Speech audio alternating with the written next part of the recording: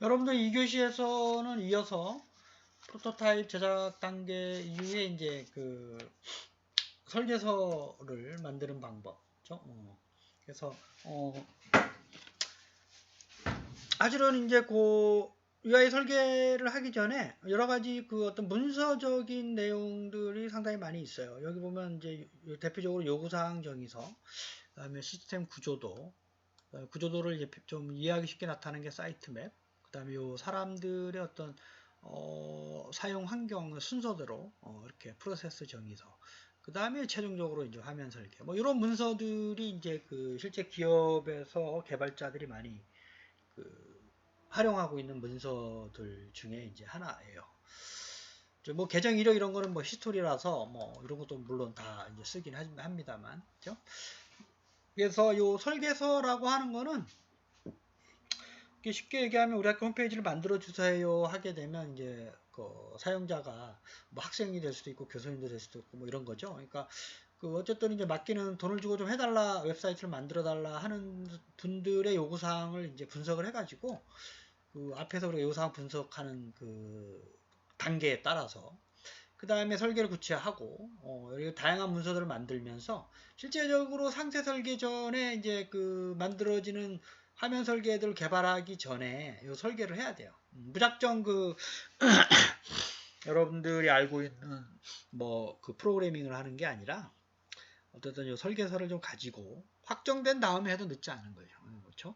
그래서 이제 그 내용들을 좀 이제 살펴보도록 하고, 그 다음 UI의 유용성이 얼마나 있는지를 평가하는 방법, 요 내용을 좀 이제 기준으로 말씀을 드리도록 그렇게 하겠습니다. 그래서 대표적으로 UI 설계서에서 대표적으로 쓰는 게 표지, 뭐 이렇게 페이지별로 이렇게 하나씩 만들 수도 있고요. 뭐 로고는 뭐 이렇게 평택대학교 웹페이지다 그러면 평택대학교가 들어가면 되는 거고, 첫 번째 메인 페이지 뭐 이렇게 들어갈 수가 있죠. 그 다음에 요 계정이라고 하는 거는 뭐냐 하면, 이제 요 처음 단계에서 요 수정을 할 거 아니에요. 그 이제 버전이에요, 버전. 그러니까 처음 단계 1.0. 크게 뭐 보완이 이루어지지 않으면 이게 V2라고 바로 넘어가진 않아요. 완전 전면적인 개편이 이루어지면 이제 뭐 그때부터 하고, 이게 소수점 이하라고 돼 있는 게 이제 요 조금 조금씩 바뀌는 거죠. 이 사람이 요구사항을 봐서 처음 만들었고, 그 다음에 이 사람이 보기에 또 추가했고, 보완했고, 그 다음에 뭐 회의를 거쳐서 더 추가하고, 뭐 이런 것들을 이제 요 UI 설계서에, 요거는 이제 문서가 하나로 여러 명이 같이 통일을 시켜서 작성을 해야 되겠죠. 그래서 요 소프트웨어 설계에서는 요 이력서 있죠. 계정 이력서. 이력이라는 게 이력서를 얘기하는 게 아니라 히스토리. 문서의 히스토리. 이 같은 경우는 UI의 어떤 히스토리가 되겠죠. 이걸 보면 누가 언제 어떤 내용, 요 회의록이 있을 거 아니에요. 그러면 회의록을 같이 좀 보면 어떤 내용을 요 이전 거와 좀 다르게 설계를 했나, 이런 거를 좀 빠른 순간에 확인할 수가 있겠죠.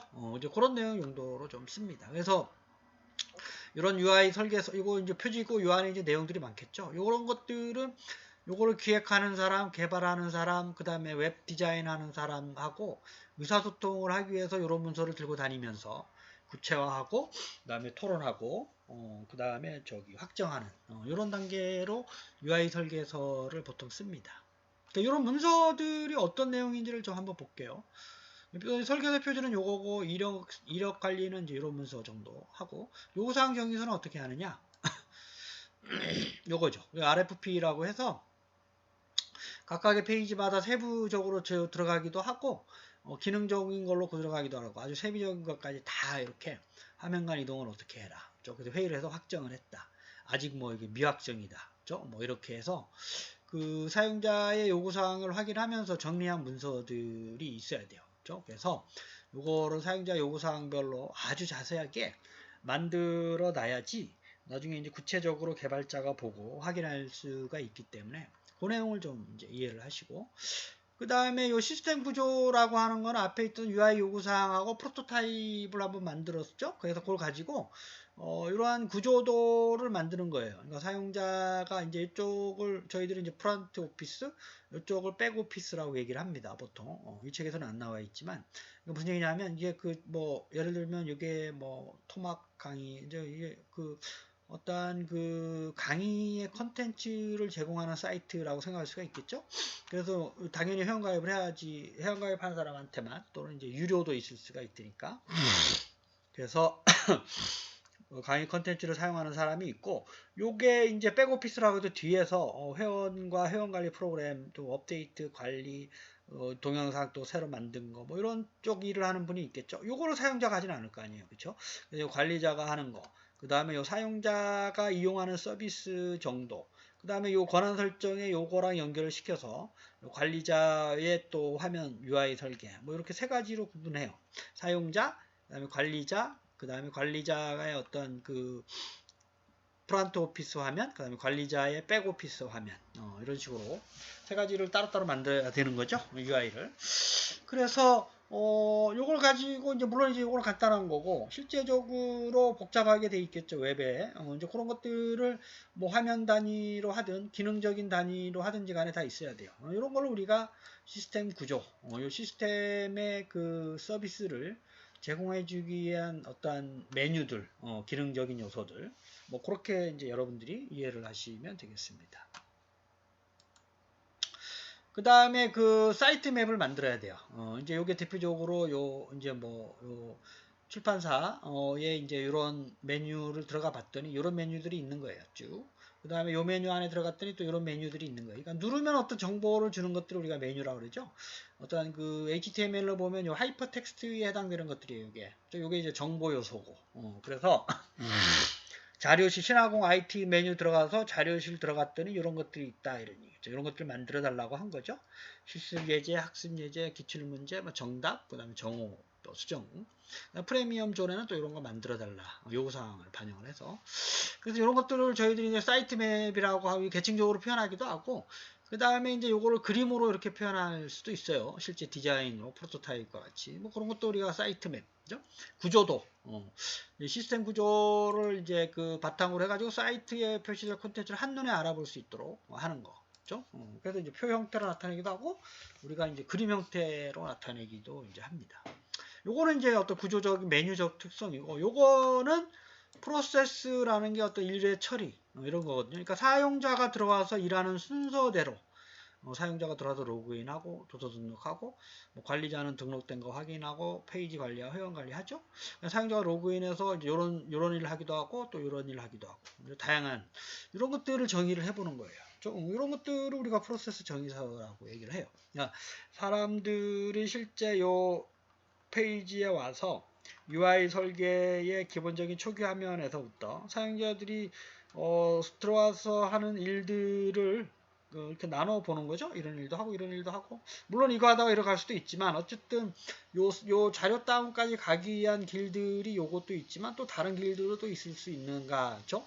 이런 것들을 한눈에 파악할 수가 있어서 개발자들이 요걸 보고 요 사용자가 요거 하는구나, 그쵸? 그 다음에 뭐 로그인해서 요 일도 하고 요 일도 하는구나. 그러면 이제 링크를 시키고 기본적으로.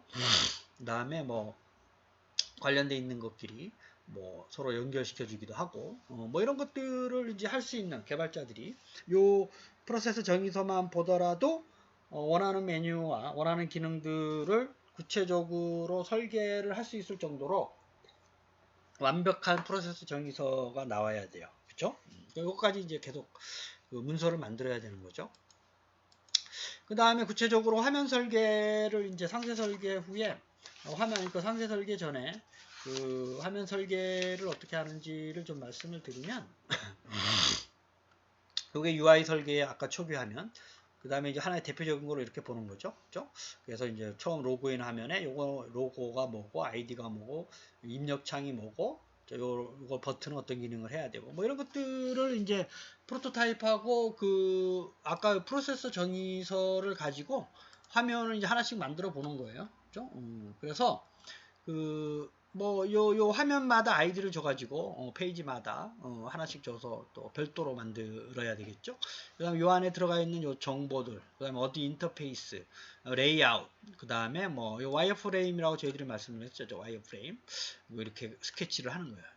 종이로 해도 되지만 이건 다 컴퓨터로 그 다음에 이제 요 주요 흐름을 요 스토리보드라고 하는 거는 이제 들어와서 사람이 어떤 메뉴를 찾고 로그인을 하고 요 자료 다운을 찾아가기 위해서 어떻게 거쳐서 선택한다. 뭐 이런 것들을 이제 이렇게 말의 형태, 이야기 형태로 또는 이제 요즘은 그 그림으로 하고 요 디스크립션에서는 요게 관련된 시스템 정보, 그 다음에 눌렀을 때 상호작용하는 DB, 그 다음에 이제 로직 그죠? 로직 그죠? 아이디와 비밀번호를 입력해서 비밀번호가 다르면 어떻게 해라 라는 거, 뭐 경고 메시지, 뭐 어떤 메시지를 줘라, 맞으면 어떤 화면을 떠, 이런 논리적인 거를 이제 적어주는 거예요. 그 다음에 요거를 이제 했을 때 3번 이상 로그인하고 아이디가 다르면 아예 접속을 못하게 해라, 뭐 이런 식으로, 아니면 뭐 그 아이디와 비밀번호를 알려주는 뭐 이런 장을 띄워주도록 해라. 뭐 이런 것들을 이제 정책을 기본적으로 이제 그 정하고 가야 되겠죠. 정해야지만 이제 그게 구체적으로 디자인하거나 설계할 때 필요한 내용들을 한눈에 파악할 수가 있기 때문에 사전에 반드시 이해를 하고 가셔야 돼요. 그렇죠? 자, 저희들이 그 UI 설계와 관련돼서 86페이지를 보면 UI 설계서라는 거 있죠? 초안을 작성할 때 이제 히스토리 요거 이제 0.1, 0.2 이제 0.1 단위로 가잖아요. 이게 1 단위가 아니에요. 그렇죠? 버전을 초기 버전 1.0. 1씩 더하는 게 아니죠. 3번. 0.1씩. 수정 보완. 완전 전면 개편에서는 또 2.0으로 가기도 하지만 이렇게 수정 보완은 0.1, 0.2 이렇게 0.1 단위로. 그렇죠? 그래서 소수점 이하로 표현하는 겁니다. 그렇죠? 그 다음에 요 2번 화면의 정보를 한눈에 파악하기 위한 시각적인 컨텐츠 모형. 일반적으로 테이블 형태로 되어 있고 위에서부터 아래로 내려가며 계층적으로 되어 있다 이런 얘기죠. 이거는 우리 저희들이 아까 사이트맵, 사이트맵. 그래서 스토리보드라는 거는 뭐냐 하면 요것도 이제 사실은 이제 그 디스크립션이 들어가 있는 이제 요거의 형태랑 좀 비슷해요. 하지만 이게 전체적인 걸 표현하는 건 아니기 때문에. 그 다음에 레이아웃은 우리가 설계하는 거. 내비게이션은 요 메뉴들의 구조 있죠, 구조. 내비게이션이라 해요. 내비게이션. 이걸 어떻게 잘, 이제 그 순서도 중요하고, 위치도 중요하고, 배열도 중요하고, 뭐 다 그렇습니다. 물론 이제 그 안에 있는 색상을 어떻게 하느냐까지 심지어, 이 안에 폰트는 어떻게 하느냐, 글씨 크기는 어떻게 하느냐. 상당히 중요한 내용들이 디자인하는 분들이 또 고민하고 있는 내용이죠.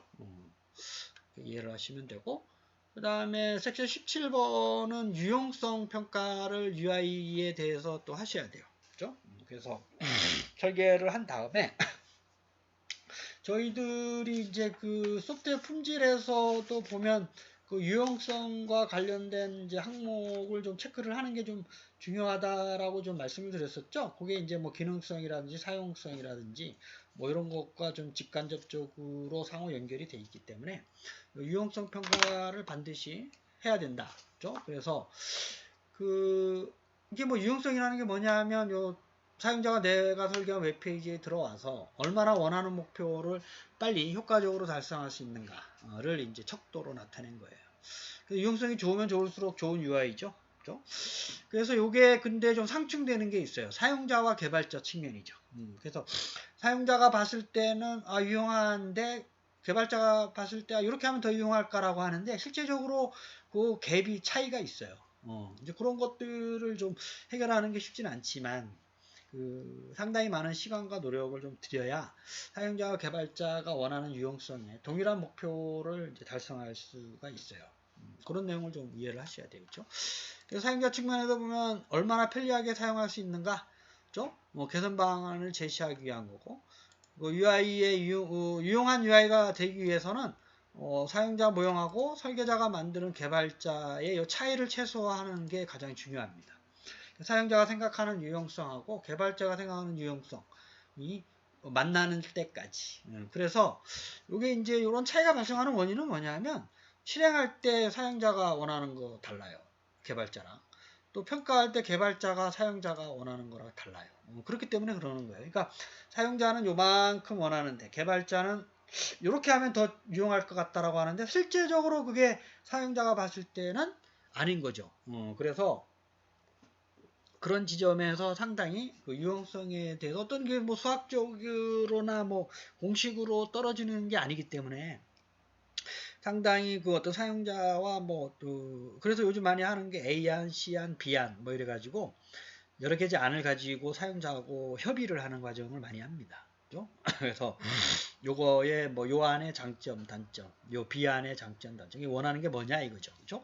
이것도 저것도 아니면 요거 두 개 합쳐서 이렇게 해달라. 뭐 이런 식으로도 사용자가 원하는 목적과 실행 근행이 달라지고, 그래서 반드시 그거를 이제 다를 수 있다라는 거를 인정을 하고, 그거를 차이를 좁혀나가는 과정, 시간과 노력을 반드시 요 유용성 평가를 통해서 UI 설계 과정에서 반드시 적용을 해야 될 필요성은 있다. 요거를 반드시 염두에 두시고 이해를 해 주시기를 바라겠습니다. 사용자와 개발자 사이의 차이를 줄이는 거.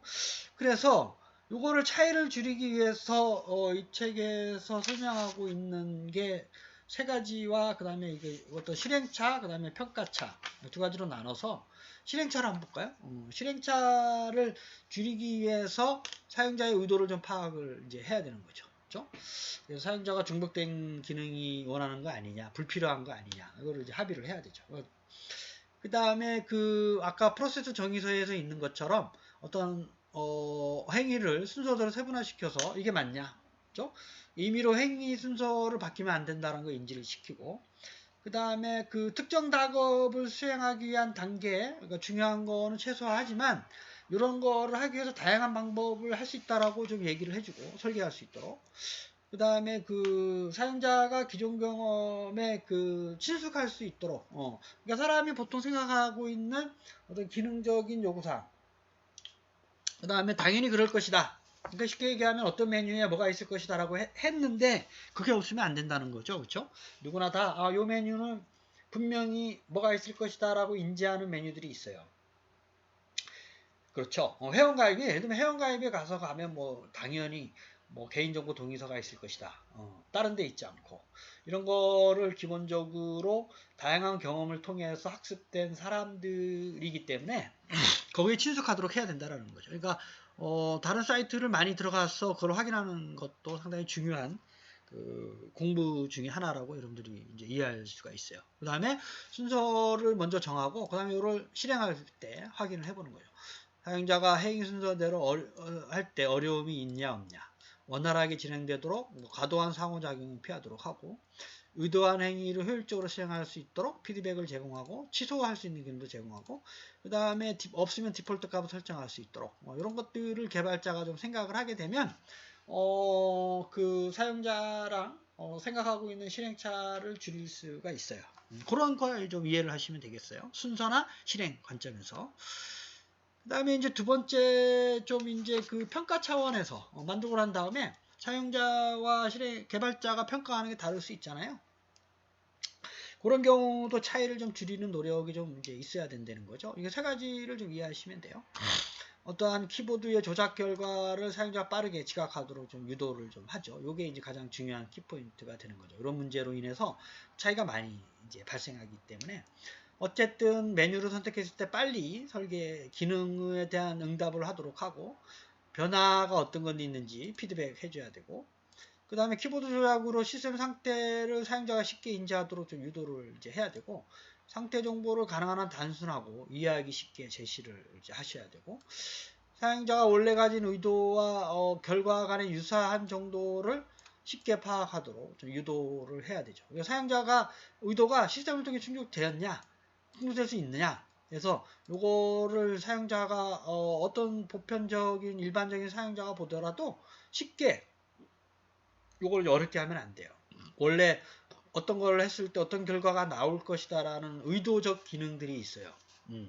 그거를 이제 그러한 의도적 기능들이 누구나 다 그렇게 될 것이다 라고 인지하는 것들이 그거와 다르게 결과가 나와버리면 이게 개발자와 사용자의 평가차를 많이 벌려놓는 게 되기 때문에 그런 관점에서 여러분들이 실행과 평가의 UI 설계할 때 이런 요소들을 여기서도 아까 세 가지, 여기서도 세 가지, 그렇죠?